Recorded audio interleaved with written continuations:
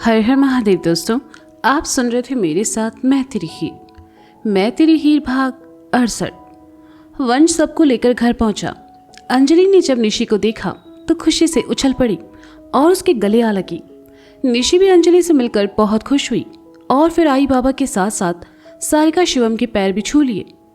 शिवम, आई और बाबा अभी तक निशी और वंश के रिश्ते के बारे में नहीं जानते थे। सारिका को भी उन्हें बताने का मौका नहीं मिला, लेकिन सारिका निशी के आने से बहुत खुश थी। मुरारी के घर हल्दी का फंक्शन था, इसलिए सभी तैयार होने चले गए। नवीन, मेघना और निशी के रहने का इंतजाम भी सारिका ने ऊपर के कमरे में ही करवा दिया। चाय नाश्ते के बाद तीनों तैयार होने चले गए। सुमित नीचे गेस्ट रूम में रुक गया क्योंकि वंश का कमरा तो ऑलरेडी गौरी के घर वालों ने हड़प लिया था। वह बेचारा तो बस अपने कपड़े लेने जाता था। बड़े भैया, आप तैयार हो जाओ, फिर हमें मुन्ना के घर जाना है। वंश ने सुमित का सामान गेस्ट रूम में रखते हुए कहा। मुन्ना? ओ हाँ, तुम्हारा भाई जिसकी शादी होने वाली है, लेकिन उसका नाम थोड़ा अजीब नहीं है, मुन्ना? सुमित ने अपना जैकेट निकालते हुए कहा। अरे नहीं, मुन्ना सिर्फ उसे हम लोग प्यार से बुलाते हैं। वैसे उसका नाम मानवेंद्र मिश्रा है और अब तो वो बनारस में विधायक भी हैं। वंश ने कहा। वाह, तुम तो बहुत ही स्ट्रांग बैकग्राउंड से हो। तुम्हारे डैड का भी शायद बनारस में बिजनेस है ना? सुमित ने खुशी भरे स्वर में कहा। हाँ, पापा की बनारस में सीमेंट फैक्ट्री है और माँ मुंबई में अपना बिजनेस शुरू कर रही हैं। मेरी जो बहन है ना काशी, जिसकी शादी है, वो होटल मैनेजमेंट में है और मेरे होने वाले जीजा जी इंदौर में डीएसपी हैं। और अब इसलिए मुझे भी अपने पैरों पर खड़े होना है और अपनी पहचान बनानी है। वंश ने कहा। बहुत जल्दी बना लोगी। सीरीज के फर्स्ट सीजन पर काम शुरू हो चुका है, अब बस तुम तैयार रहना नेम और फेम के लिए। सुमित ने वंश के कंधे पर हाथ रखकर कहा। अरे बिल्कुल बड़े भैया, मुंबई में बहुत जल्द मेरे बड़े बड़े बैनर लगेंगे। अब आप जल्दी से तैयार हो जाइए, मैं जरा बाहर के काम देख लूं। कहते हुए वंश वहां से चला गया। वंश को बहन की शादी की जिम्मेदारियां निभाते देख सुमित मुस्कुरा उठा और फिर नहाने चला गया। मुरारी का घर बनारस। हल्दी के फंक्शन की सभी तैयारियां जोरों शोरों पर थी। आज मुरारी के घर का पूरा गार्डन पीले और गुलाबी रंग से सजा हुआ था। पीले गुलाबी रंग के पर्दे, डेकोरेशन और हल्दी का फंक्शन पूरा सेटअप किया हुआ था। मुरारी ने पीले रंग का कुर्ता और सफेद पजामा पहना था। बाजू फोल्ड किए हुए थे। बाल और दाढ़ी भी सेट थी और दाढ़ी में झांकते सफेद बाल मुरारी को और भी आकर्षक बना रहे थे।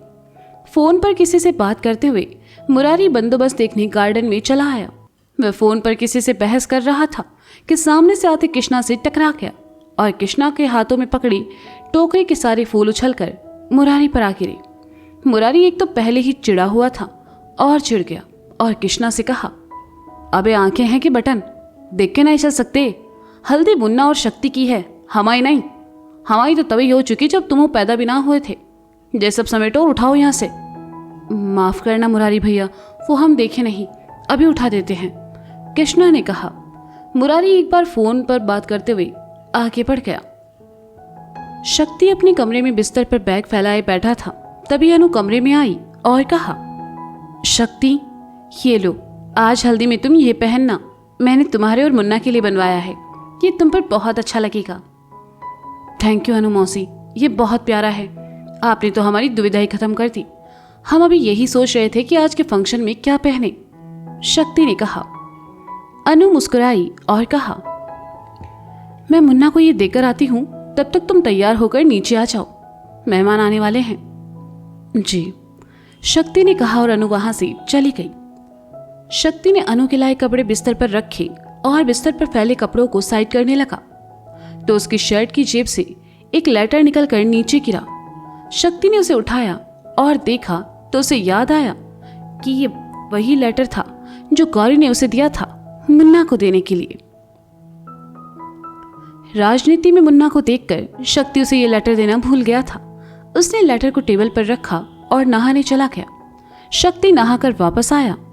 अनु के दिए कपड़े पहने और तैयार होकर टेबल की तरफ चला गया।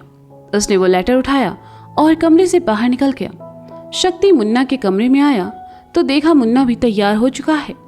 हल्दी का फंक्शन था, इसलिए मुन्ना ने भी पीले रंग का कुर्ता और सफेद पजामा पहन रखा था।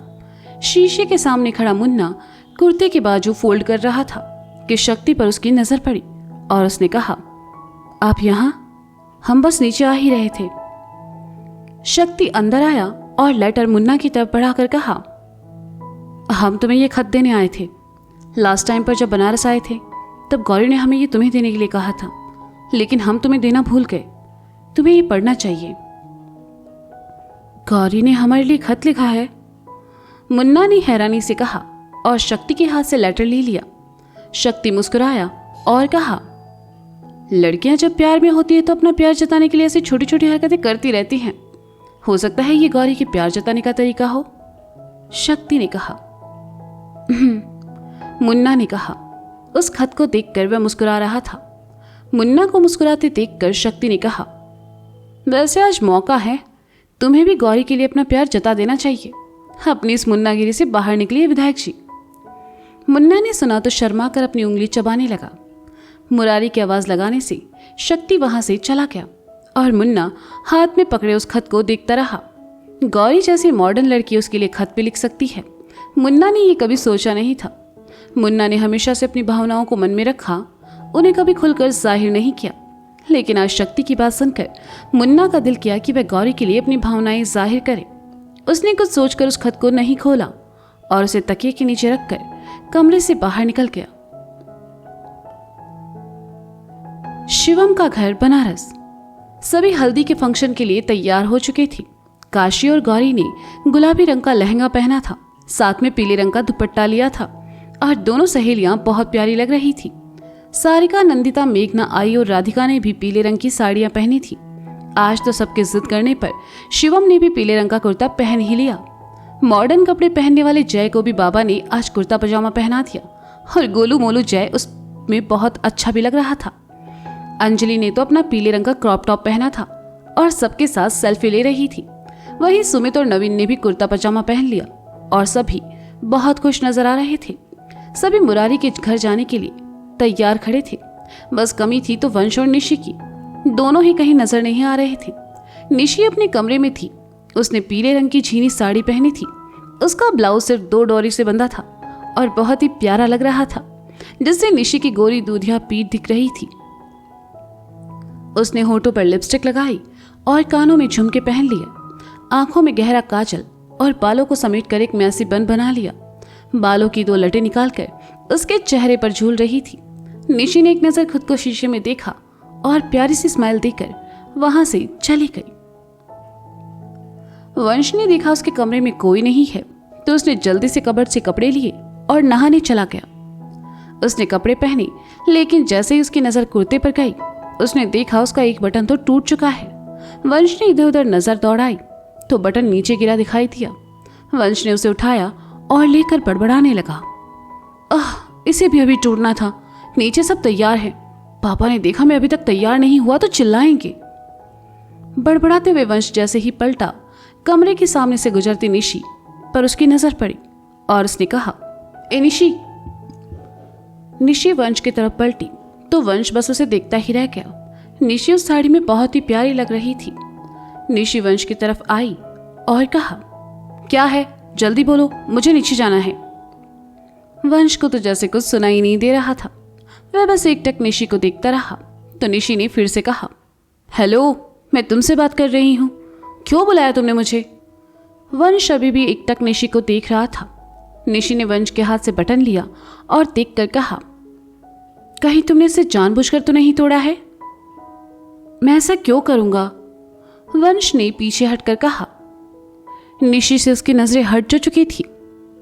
निशी मुस्कुराई और कहा, वो क्या है ना मिस्टर चिरकुट, तुम थोड़े फिल्मी जो हो और ऐसी हरकतें करके लड़कियों के सामने क्यूट बनना तुम्हारी आदत है।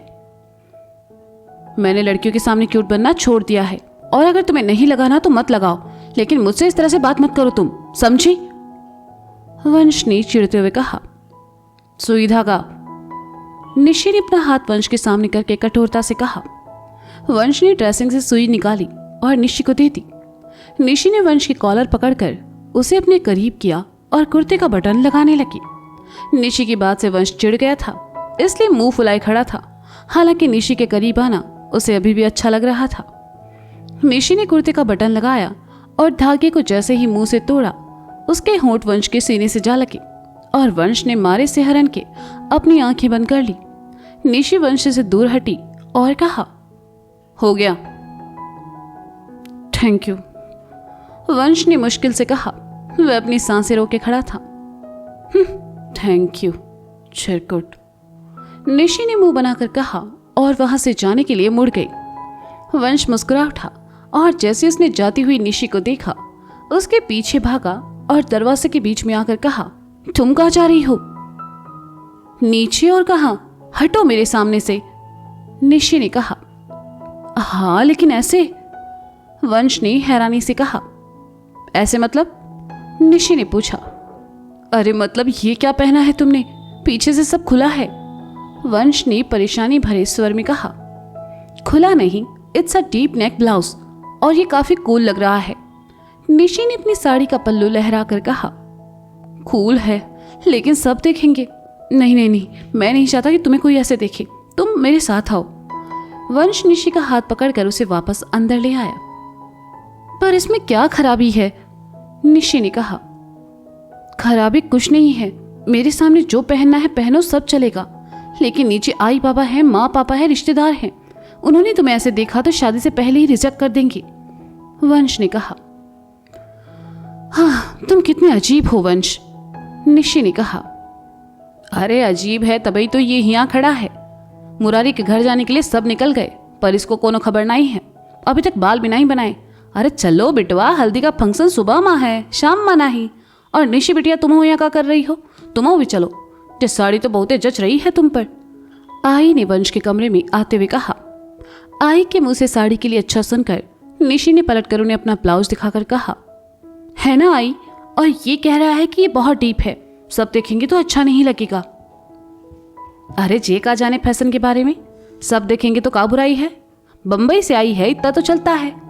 हमको तो तुम्हारा जो खिड़की वाला ब्लाउज है बहुते सही लगा निशी, हवा लगती रहेगी इसमें, गर्मी नहीं लगेगी, आई ने निशी की साइड लेकर कहा। वंश ने सुना तो उसका मुंह खुला का खुला रह गया। उसके घर वाले कब से इतने खुले विचारों वाले हो गए। वंश को हैरान देखकर आई ने कहा, ए वंशवा, जब मुंह फाड़ना बंद करो और फटाफट नीचे आ जाओ।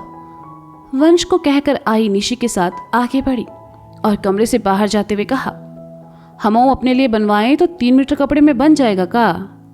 वंश ने सुना तो हैरानी से कहा, आई और खिड़की वाले ब्लाउज में, आई कांट इमेजिन दिस। तो दोस्तों ये था मैं तेरी हीर भाग 68।